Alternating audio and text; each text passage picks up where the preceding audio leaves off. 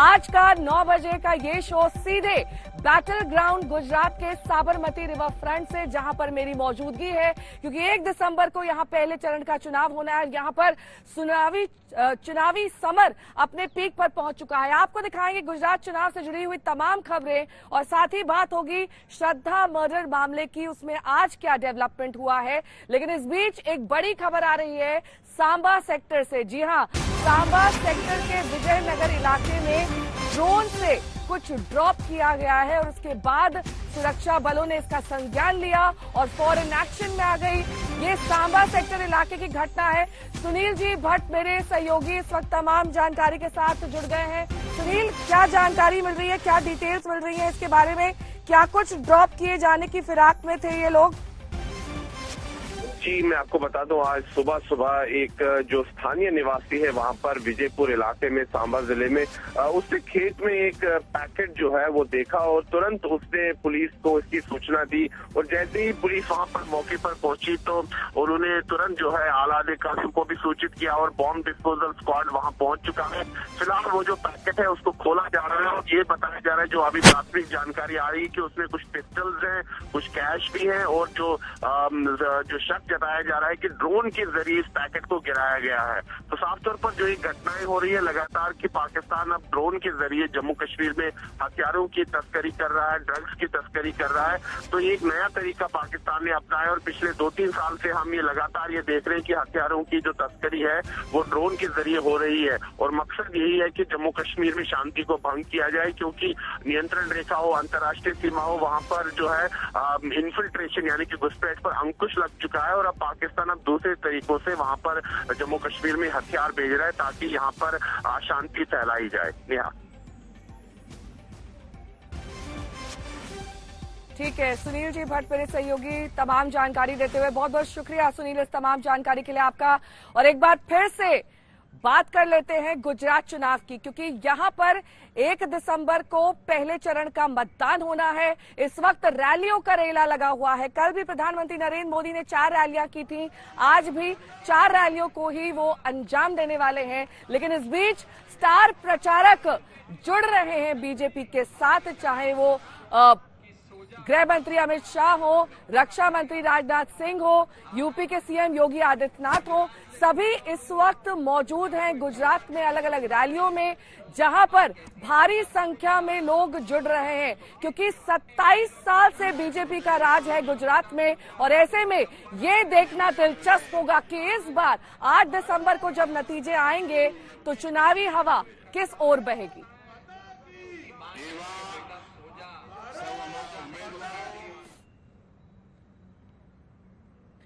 वैसे तो श्रद्धा Walker murder मामला पूरे देश में एक मुद्दा बनकर छाया हुआ है, लेकिन इसकी आहट अब गुजरात में भी सुनी जा सकती है। क्योंकि हमने सुना था कि कैसे असम के सीएम हेमंत बिस्व शर्मा ने इसे लव जिहाद से जोड़ दिया था। अब असदुद्दीन ओवैसी भी पीछे नहीं है, वो भी इसे लव जिहाद का ही मामला बता रहे हैं और कह रहे हैं कि कैसे इस देश ने इस पूरे मर्डर कांड ने देश को सन्न कर दिया है। दादा आए हैं, बड़ा संदेशा इस्तेमाल के लिए एकदम हाजिर है।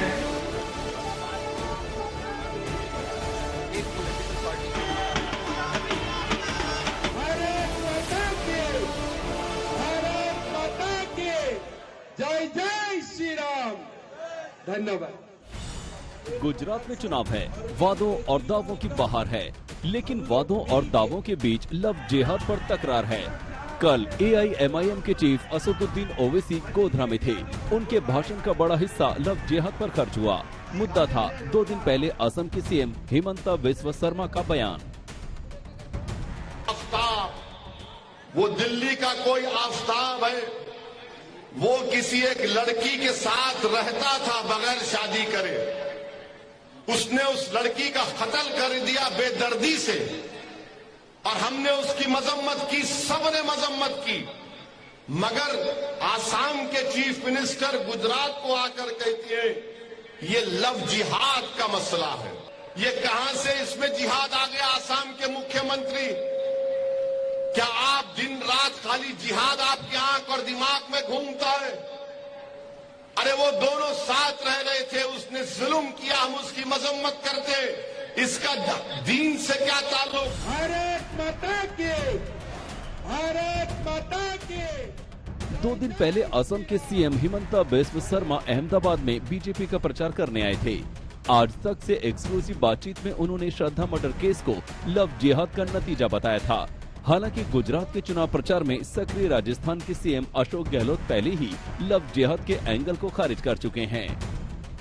लव जिहाद का खिलाफ बहुत बड़ा कानून देश में बनना चाहिए। तो ये आफ्टर श्रद्धा का जो कांड हुआ, इस कांड से ये दोबारा प्रूव हुआ है कि देश को लव जिहाद का खिलाफ बहुत कड़ा कानून का जरूरत है। पर आपको क्यों लगता है ये तो एक क्राइम का केस है, ये कम्युनल केस कैसे हो गया?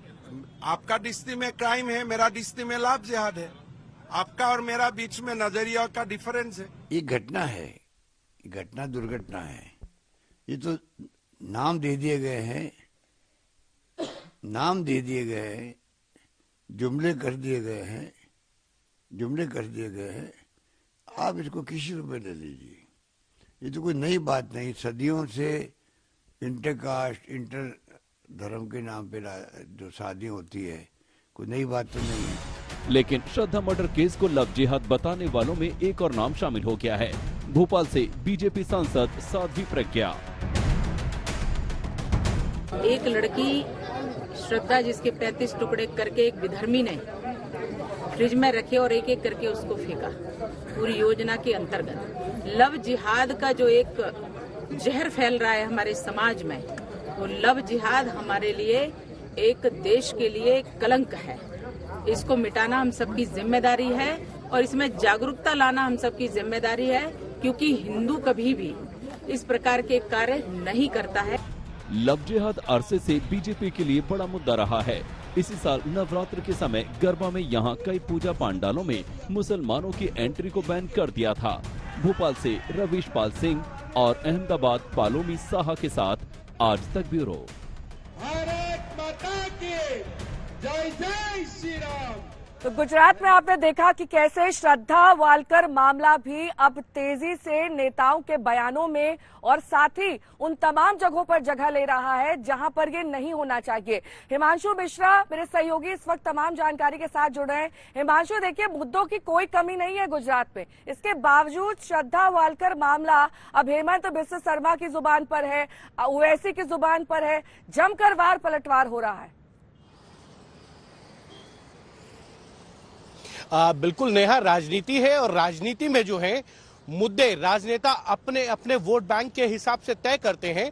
हेमंता बिस्वा शर्मा ने श्रद्धा मामले को लव जिहाद कहा तो पलटवार ओवैसी ने किया। कल जब हम ओवैसी से बात भी कर रहे थे उनके गोधरा जाने से पहले, तब भी उन्होंने ये कहा था कि आप इसको लव जिहाद बोल रहे हैं।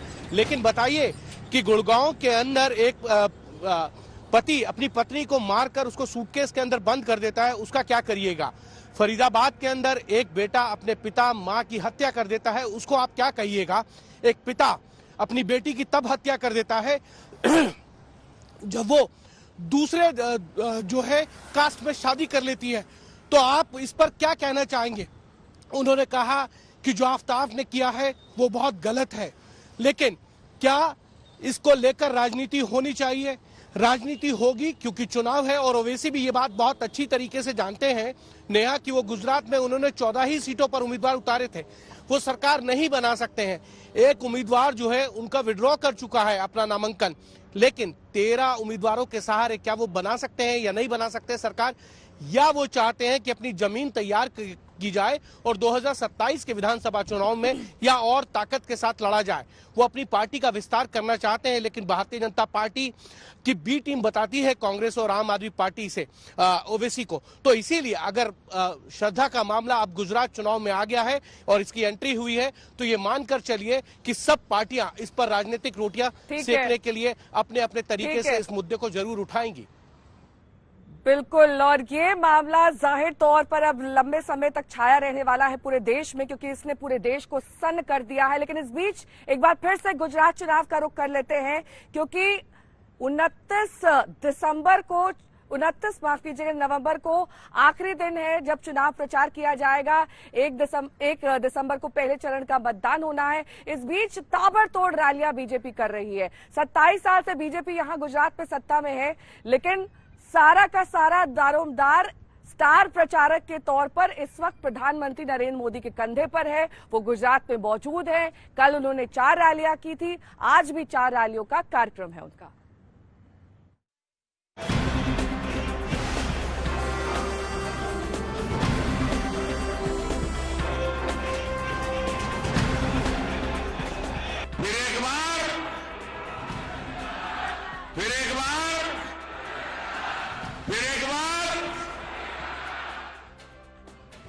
वही अंदाज, वही तेवर।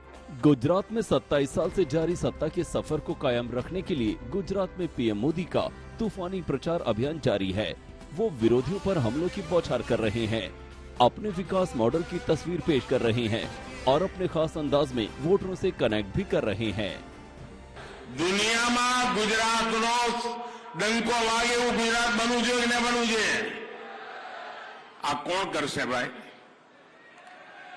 कौन करशे? कौन करशे? कौन करशे?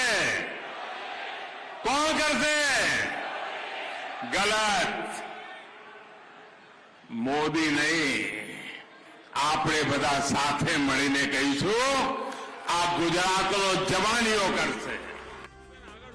कल पीएम मोदी ने गुजरात में 4 रैलियों को संबोधित किया। दाहोद, मेहसाणा, वडोदरा और भावनगर। मध्य गुजरात के आदिवासी बहुल दाहोद शहर की रैली में पीएम मोदी ने देश में पहले आदिवासी राष्ट्रपति द्रौपदी मुर्मू के बहाने कांग्रेस पर सवालों की बौछार कर दी। आज 75 वर्ष पछी आप विचार करो, 75 वर्ष थई गया आ देश में ढगलाबंध राष्ट्रपति बनी गया, पण कांग्रेसना लोकोने क्यारे कोई आदिवासी ने राष्ट्रपति बनावानो विचार ना आयो भाईओ। आ भारतीय जनता पार्टी छे जेने पहली बार देश में आदिवासी राष्ट्रपति अने एमां पण महिला आदिवासी राष्ट्रपति बनावीने दुनियानी अंदर एक संदेश आप्यो छे। पीएम मोदी ने बगैर नाम लिए राहुल गांधी की भारत जोड़ो यात्रा पर भी कटाक्ष किया। अत्यारे मैं जोयुं छे एक भाई पद माटे यात्रा करी रह्या छे। अब पद माटे कोई यात्रा करे एमां काई वांधो नहीं, लोकशाही में होय, पण केवुं भाषण करे छे तमे जुओ। आदिवासीओनी बात करे, हूँ जरा आ पद माटे फांफा मारता लोकोने पूछवा मांगु छुं कि जारे भारतीय जनता पार्टीए एक आदिवासी बहन ने राष्ट्रपतिना उम्मीदवार बनाया तो एमने टेको आपवामां तमारा पेटमां शुं दुखतुं तुं भाई? अरे मोकळा मणे कहेवुं तो एक आदिवासी दीकरी आ देशनी राष्ट्रपति बनती होय तो हमारा कोई राजकीय मतभेदो नहीं, अमे 100% टेको आपीशुं, पण एवुं ना कर्युं। आपणा राष्ट्रपतिना उम्मीदवार आदिवासी बहननी सामे एमणे उम्मीदवार उभो राख्यो, एमने हरावा माटे आकाश पाताळ एक कर्यो। पीएम मोदी की खासियत है कि हर रैली में वो अलग अलग मुद्दों पर फोकस करते हैं। दाहोद में आदिवासी राष्ट्रपति के मुद्दे पर कांग्रेस को घेरा तो मेहसाणा की रैली में कांग्रेस मॉडल की नई परिभाषा बता दी। कांग्रेसનું મોડેલ એટલે અરબો ખરબોનો ભ્રષ્ટાચાર। कांग्रेसનું મોડેલ એટલે એની મોડેલની એક જ ઓખાણ ભાઈ ભતીજાવાદ। कांग्रेसનું મોડેલ એટલે વંશવાદ। कांग्रेसનું મોડેલ એટલે પરિવારવાદ। कांग्रेसનું મોડેલ એટલે જાતિવાદ। कांग्रेसનું મોડેલની પહેચાન સંપ્રદાયવાદ, वोट बैंक पॉलिटिक्स आज कांग्रेस की पहचान। गुजरात विधानसभा की 182 सीटों पर 1 और 5 दिसंबर को मतदान होना है। चुनावी शंखनाद के साथ ही पीएम मोदी अपने गृह राज्य में धुआंधार रैली कर रहे हैं। 19 से 21 नवंबर के बीच उन्होंने कई रैलियों को संबोधित किया। एक दिन के ब्रेक के बाद कल 4 रैलियां की और आज भी उनकी 4 रैलियां हैं। आज तक ब्यूरो। तो इस वक्त गुजरात में बीजेपी मिशन मोड में है। कोई ढिलाई नहीं है, कोई सुस्ती नहीं है। ताबड़तोड़ प्रचार और रैलियां चल रही हैं, जिसमें प्रधानमंत्री नरेंद्र मोदी की अगुवाई तो है ही, लेकिन इस बीच जेपी नड्डा, गृह मंत्री अमित शाह, रक्षा मंत्री राजनाथ सिंह, ये सभी शामिल हो रहे हैं। कल हमने देखा था मुख्यमंत्री योगी आदित्यनाथ भी एक रैली को संबोधित करते हुए दिखाई दिए थे और आज भी यही सिलसिला जारी रहने वाला है।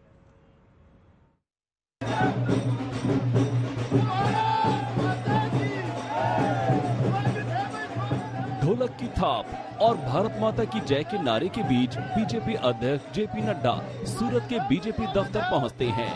बीजेपी कार्यकर्ताओं का जोश देखते ही बनता है। आमतौर पर ऐसे नजारे चुनावी जीत के बाद पार्टी दफ्तरों में दिखते हैं, लेकिन गुजरात में चुनावी शंखनाद के बाद से ही बीजेपी कार्यकर्ता लगातार इस जोश का प्रदर्शन कर रहे हैं। संदेश देने की कोशिश की कि पार्टी को 8 दिसंबर को आने वाले नतीजे को लेकर कोई आशंका नहीं। गुजरात चुनाव में पीएम मोदी अगर बीजेपी के सबसे बड़े प्रचारक हैं, तो पार्टी अध्यक्ष जेपी नड्डा ने भी पूरी ताकत झोंक दी है। कांग्रेस पार्टी हमारे को ध्यान में आ रहा है कि उनका जो रवैया है वह भारत को जोड़ने का कम और तोड़ने का ज्यादा है। इतिहास इस बात का साक्षी भी है। और यहाँ अगर कांग्रेस पार्टी के नेता राहुल गांधी मेधा पाटकर के साथ दिखते हैं तो समझ में आता है कि उनका गुजरात के प्रति, विकास के प्रति क्या उनकी विचार है।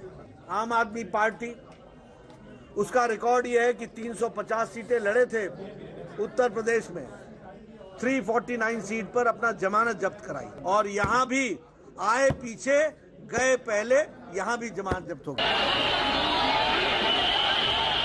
यूपी की सत्ता में लगातार दूसरी पारी खेलने का करिश्मा दिखाने वाले सीएम योगी आदित्यनाथ का जादू भी गुजरात में नजर आ रहा है।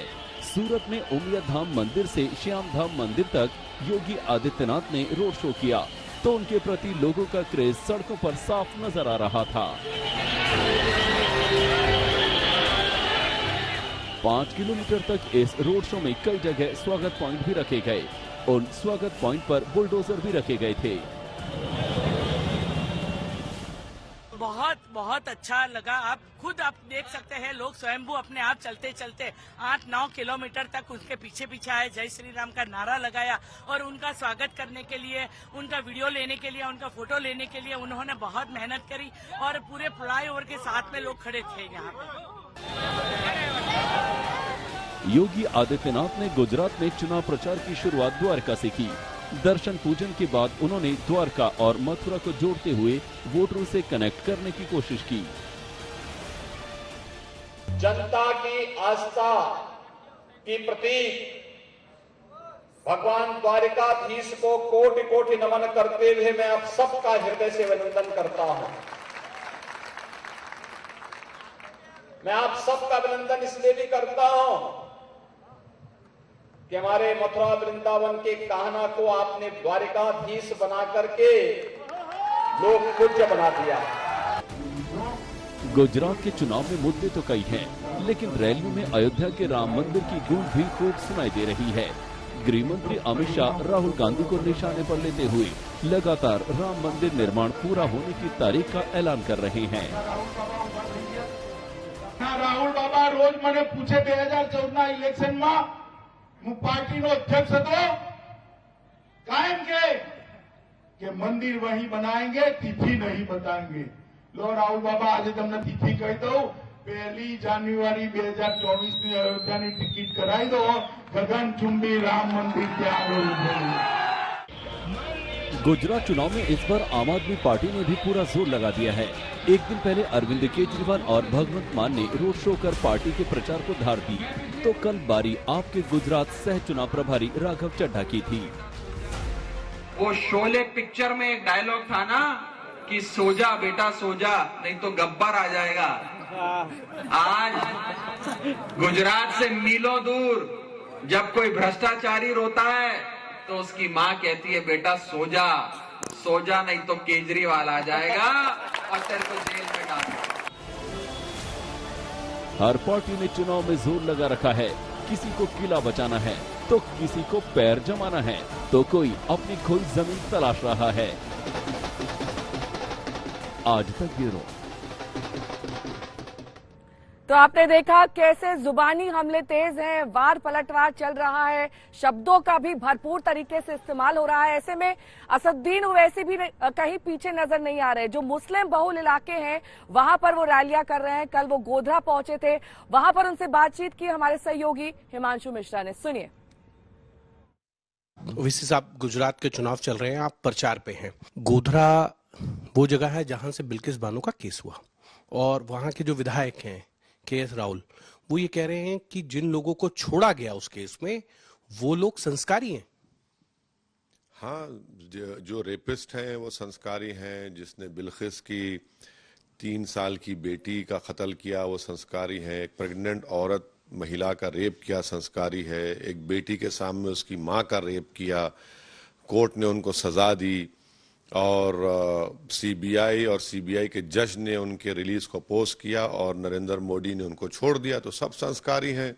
ये तो बेचारे सब वो गुनाहगार हैं, तो सब संस्कारी लोग हैं। तो इससे जाहिर हो रहा कि बेटी बचाओ बेटी पढ़ाओ एक कितना एक बकवास किस्म का नारा भारत के प्रधानमंत्री की सरकार ने दिया था। आसाम के मुख्यमंत्री यहाँ आए थे और इस श्रद्धा को लेकर आए, उन्होंने एक बयान दिया कि लव जिहाद का मामला है ये, इसको लेकर तो अलग तरीके से जो है इन्वेस्टिगेशन हो और सजा होनी। उनको चाहिए मेघालय या आसाम पुलिस ने जो गोलियां चलाई हैं अब पर वहां जाए, लोग मर रहे हैं, यहाँ आकर क्या झूठ बोल रहे हैं, क्या बकवास बात करते हैं। देखिए, महिलाओं पर जो जुल्म देश में होता है वो मर्दों की सिक माइंडसेट की वजह से होता है। इसको कैसे खत्म किया जाए। अब वो आजमगढ़ में एक लड़की के 6 टुकड़े कर दिए गए। दिल्ली में एक लड़की ने इंटरकास्ट मैरिज की तो उसके ही पिता ने उसको मारकर सूटकेस में फेंक दिया। आज दिल्ली में एक ड्रग एडिक्ट ने अपने ही घर में जाकर अपनी माँ को, अपने पिता को उनका मर्डर कर दिया। ये नजर नहीं आता क्या उनको? फिर ये क्यों कर रहे हैं? इसलिए कर रहे हैं क्योंकि मुसलमानों से नफरत पैदा किया जाए। इससे आप जुल्म हुआ है उस महिला पर, बराबर सब साथ हैं उसके, मगर इसको अगर आप मजहब का रंग देंगे, कलर देंगे, तो फिर ये तो आपके दिमाग की बीमारी है। तो आपके ऊपर भी आरोप लगा रही है कांग्रेस। वो ये कह रही है कि आप जो है गुजरात में 14 उम्मीदवार वहां उतारने जहां वो जीत सकती है, आप उनका ख्याल बिगाड़ने का कोशिश कर रहे हैं। सुनिए, राहुल गांधी क्यों हारे अमेठी से? हम तो नहीं थे ना। अब रायबरेली अगर मैडम सोनिया गांधी दोबारा नहीं लड़ेंगी वहां पर भी हार जाएंगे लोग। गुजरात से उनके कितने 14 एमएलए भागकर मोदी जी के पास बैठकर गुलाब जामुन खा लिए, हम बोले उनको जाने के लिए। कर्नाटका से भाग गए, मध्य प्रदेश से भाग गए। तो कांग्रेस पार्टी को जानना चाहिए कि हम चुनाव लड़ते हैं, आपसे बगैर पूछे लड़ते हैं और लड़ेंगे। हमको आपसे पूछने की जरूरत नहीं है। क्या आप हमारे खिलाफ चुनाव नहीं लड़ते हैदराबाद में? लेकिन बीजेपी के अध्यक्ष जेपी नड्डा ने यह भी कहा कि आप तो चाहे पश्चिम बंगाल हो, उत्तर प्रदेश हो, गुजरात हो, पॉलिटिकल टूरिज्म के लिए पहुंच जाते हैं। अच्छा, दिल्ली में भी तो अच्छा है ना। देखिए, एक बात तो साफ जाहिर हो गई कि नड्डा भी नाखुश और जो आदमी पैदल चल रहा है वो भी नाखुश और हम खुश। आप खुश हैं, इसलिए तो कांग्रेस कह रही है कि आप बीजेपी की बी टीम के तौर पे काम करते हैं। छोड़ दीजिए उनको। अब वो अमेठी हार गए तो क्या पूछ के हारे? 27 साल से गुजरात नहीं जीत पा रहे हैं, तो क्या आप हरा पाए भाजपा को? तो आप भी सेटिंग कर लिए थे क्या? मेरा सीट जीत कर लड़कर के आप सरकार बना पाएंगे?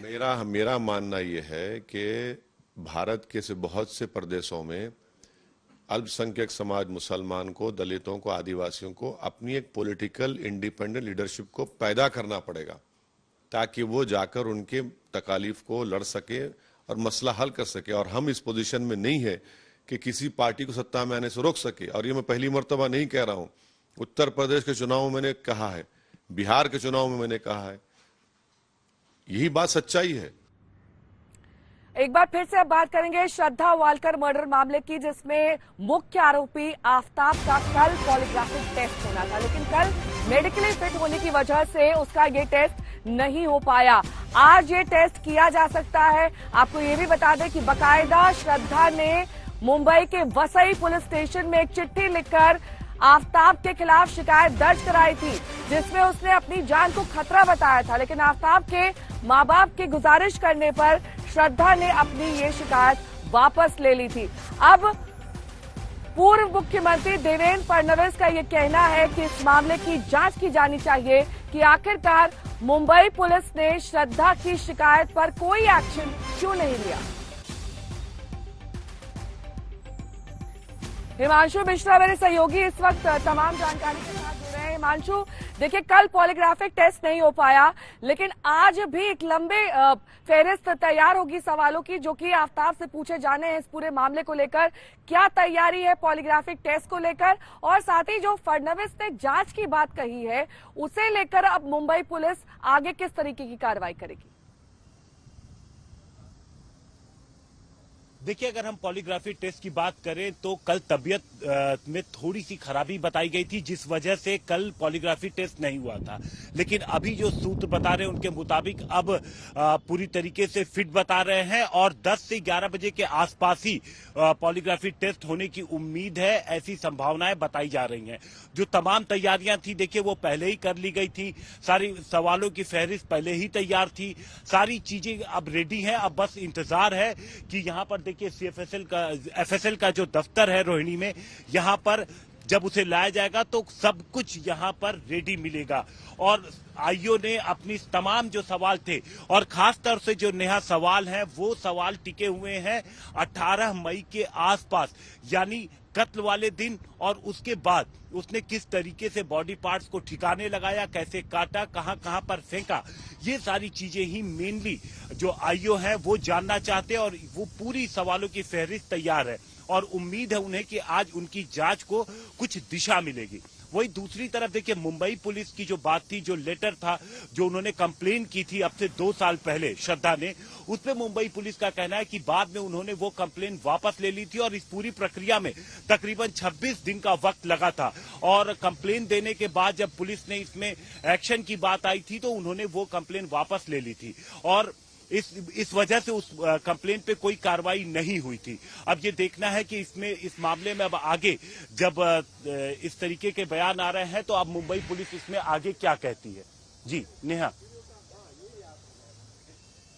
ठीक है, बहुत बहुत शुक्रिया हिमांशु इस तमाम जानकारी के लिए आपका। बात दिल्ली की सियासत की, जहां वीडियो वॉर की एक नई किश्त जारी की गई है। इस बार सत्येंद्र जैन की डाइट को लेकर वीडियो जारी हुआ है, जिसमें वो अलग अलग तरह के व्यंजन का लुत्फ उठा रहे हैं। वहीं सत्येंद्र जैन की डाइट को लेकर कोर्ट में भी सुनवाई हुई, जहां सत्येंद्र जैन की ओर से जेल प्रशासन पर ठीक से खाना न देने का आरोप लगाया गया था।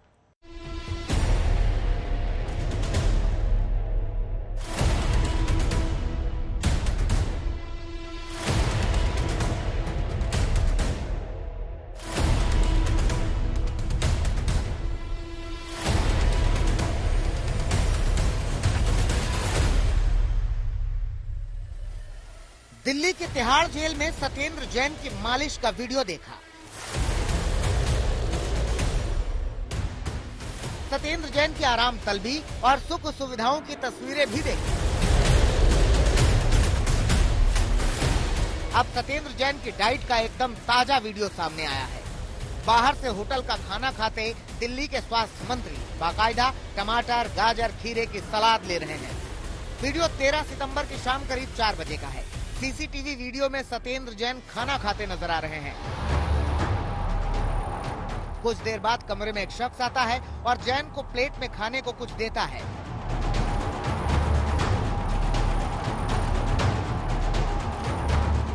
फिर सत्येंद्र पोटली से निकालकर ड्राई फ्रूट जैसी कोई चीज खाते हैं। थोड़ी ही देर में जैन के लिए सलाद का भरा हुआ प्लेट आता है।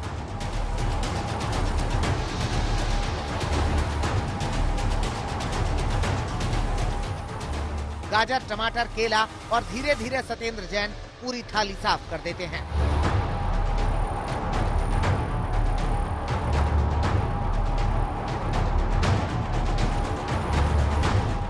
लेकिन जैन का खाना यहीं खत्म नहीं होता। वो एक झोला खोलते हैं और झोले से केला निकालकर खाने लगते हैं। इस वीडियो में कमरे में बिस्लरी का पूरा कैरेट नजर आता है, यानी पूरा वीआईपी ट्रीटमेंट। अब एक और वीडियो देखिए, तारीख 1 अक्टूबर, समय 4:18 पर। यहाँ भी जैन की थाली सलाद से भरी नजर आ रही है। साथ ही 2 डिब्बे में भी खाने के कुछ सामान है। खाने के पैकेट से साफ लग रहा है कि ये जेल का नहीं, बाहर का खाना है। अब तीसरा वीडियो देखिए, तारीख 3 अक्टूबर, समय दोपहर 1:41। सत्येंद्र जैन यहाँ कॉपी का पन्ना पलट रहे हैं और सामने रखे हैं 6 टमाटर और संतरे। अब वीडियो को आगे देखिए, 3 अक्टूबर दोपहर 2:07। सत्येंद्र जैन अपना झोला फिर से निकालते हैं और इस बार झोले से बाहर निकलता है ड्राई फ्रूट से भरा डब्बा। तन उजला मन मैला, भाषण लच्छेदार, सत्या बाहर ऊपर सत्याचार अंदर भ्रष्टाचार। तो ये बिल्कुल पंक्तियां जो हैं आम आदमी पार्टी पर स्थापित होती हैं और उनका बहुत अच्छे से व्याख्यान करती है। ये जोरदार तमाचा आंदोलन के जुड़े उन लोगों के मुंह पर है जो रामलीला मैदान में अरविंद केजरीवाल के साथ बैठे थे। परिवारवाद के खिलाफ आए थे, भ्रष्टाचार के खिलाफ आए थे, राजनीति को बदलने आए थे, राजनीति में पैसे के लेन देन, सत्ता के दुरुपयोग के खिलाफ आए थे। और आज सबका दुरुपयोग होते हुए सब देख रहे हैं। वो रोज नई कहानी का वीडियो लाएंगे क्योंकि उन्होंने कोई काम तो किया नहीं, कोई झूठे सच्चे वीडियो लाते रहेंगे। हम लोग काम बताएंगे, हम लोग कहेंगे ये कूड़े का पहाड़ साफ होगा, वो कहेंगे वीडियो।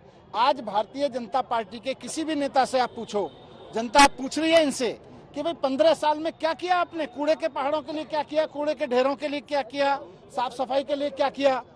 तो ये कहते हैं ये केजरीवाल जी का वीडियो, ये देखो इनका वीडियो, ये देखो उनका वीडियो। बोलते हैं 250 स्टिंग जारी किए, 1000 गालियां केजरीवाल को दी। सबसे बड़ी बात, इस वीडियो की टाइमिंग भी गजब। सत्येंद्र जैन की डाइट को लेकर डाली गई अर्जी पर आज सीबीआई की विशेष कोर्ट में सुनवाई थी, जिससे ठीक पहले ये वीडियो जारी किए गए। अर्जी में सत्येंद्र जैन ने कहा था कि उन्हें तिहाड़ प्रशासन की ओर से ठीक से खाना नहीं दिया जा रहा है। 5 महीने से उन्होंने अन्न का दाना नहीं खाया। 5 महीने में उनका 28 किलो वजन कम हुआ है, लेकिन तिहाड़ जेल के सूत्रों के मुताबिक जैन का वजन तो 8 किलो बढ़ गया है। वहीं उपवास की बात पर सत्येंद्र जैन कोर्ट में भी फंस गए। सत्येंद्र जैन के वकील ने कहा कि जब वो ईडी की कस्टडी में थे तब उनका वजन 103 किलो था, अब उनका वजन 75 किलो रह गया है। इस पर जज ने कहा कि आप खुद फास्ट रख रहे हैं तो वजन तो कम होगा ही। आपने खुद ही कहा है कि आप 6 महीने से फास्ट पर हैं। सत्येंद्र जैन के वकील ने कहा कि जेल प्रशासन उनके उपवास से जुड़ी जरूरी डाइट नहीं दे रहे हैं। वहीं जेल प्रशासन ने कहा कि सत्येंद्र जैन की डाइट में पोषण की कोई कमी नहीं है। सत्येंद्र जैन की ओर से दलील दी गई कि उपवास के हिसाब से उनकी डाइट में 50 ग्राम बादाम, 50 ग्राम मिक्स बीज, 2 अखरोट होने चाहिए। एक निश्चित प्रोटीन की जरूरत है। तो वहीं तिहाड़ जेल के वकील ने कहा कि जेल में पहली बार कोई फास्ट नहीं है। अब कोर्ट ने मामले में तिहाड़ प्रशासन से कल तक जवाब मांगा है, जिसमें पूछा गया है कि क्या सत्येंद्र जैन की डाइट को रोका गया है, अगर हाँ तो इसका आदेश कहां से आया है। तिहाड़ प्रशासन ने कर्मचारियों के तबादले का हवाला देते हुए कोर्ट से वक्त मांगा था। वहीं वीडियो लीक को लेकर भी कोर्ट सख्त है। ईडी ने साफ किया है कि उनकी ओर से वीडियो लीक नहीं हुआ है। दिल्ली से अनीशा माथुर के साथ आज तक ब्यूरो। शिवसेना नेता आदित्य ठाकरे पटना जाकर आरजेडी नेता और बिहार के डिप्टी सीएम तेजस्वी यादव से मिले विपक्षी एकता के लिए। बीजेपी ने निशाना साधते हुए पूछा कि आदित्य ठाकरे तेजस्वी यादव से क्या ये सीखने बिहार गए हैं कि कम समय में कैसे अपार संपत्ति जुटाई जाए। शिवसेना और आरजेडी एक दूसरे की धुर विरोधी। एक बात करती है धर्मनिरपेक्षता की तो दूसरी लेकर चलती है हिंदुत्व का झंडा। बाला साहब ठाकरे और लालू यादव ने एक दूसरे के खिलाफ क्या क्या नहीं बोला, पर जब पटना में नई पीढ़ी के आदित्य ठाकरे और तेजस्वी यादव मिले तो दोनों में गर्मजोशी ऐसी मानो पुराने मित्र हों। हम पहले से दोनों परिवार के संबंध हो, दोनों पक्ष के संबंध हो, अच्छे हुए हैं, कभी भी कटुता आई नहीं है। और यही बात को आगे लेते हुए मुझे यकीन है कि ये दोस्ती आगे चलते रहेगी। इसमें राजनीतिक रंग अपना लाए, ये मेरी आपसे विनती है।